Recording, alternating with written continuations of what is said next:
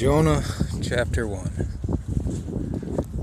Now the word of the Lord came to Jonah the son of Amittai, saying, Arise, go to Nineveh, the great city, and cry against it, for the wickedness is come up before me. But Jonah rose up to flee unto Tarshish from the presence of the Lord, and went down to Joppa. And he found a ship going to Tarshish. So he paid the fare thereof, and went down to it,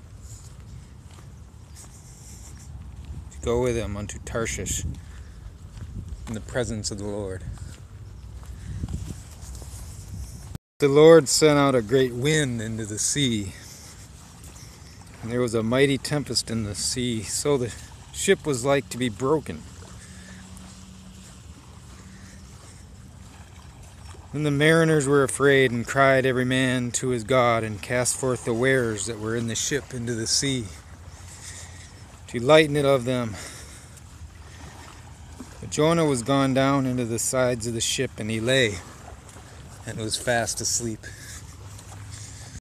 So the shipmaster came to him, and said, What meanest thou, O sleeper?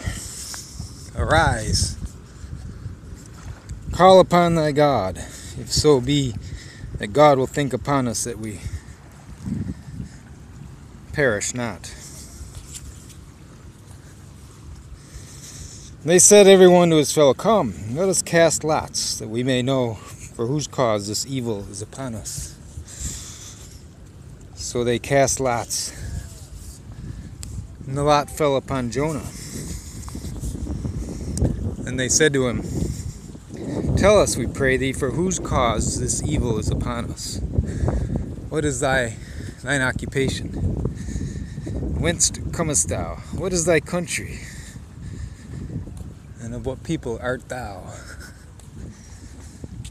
He said to them, I am a Hebrew, and I fear the Lord, the God of heaven, who hath made the sea and the dry land.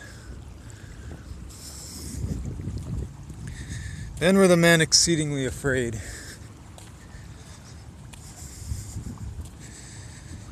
and said to him, Why hast thou done this? For the men knew that he fled from the presence of the Lord, because he had told them.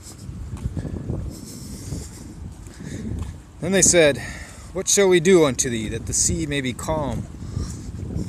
For the sea wrought, and was tempestuous. Jonah said to them, Take me up, and cast me forth into the seas, so shall the sea be calm unto you. For I know that for my sake this great tempest is upon you. Nevertheless, the men rowed hard to bring it to the land, but they could not, for the sea wrought and was tempestuous against them. Wherefore they cried to the Lord, and said, We beseech thee, O Lord, let us not perish for this man's life, and lay not upon us innocent blood. For thou, O Lord, hast done as it pleased thee. So they took up Jonah and cast him forth into the sea.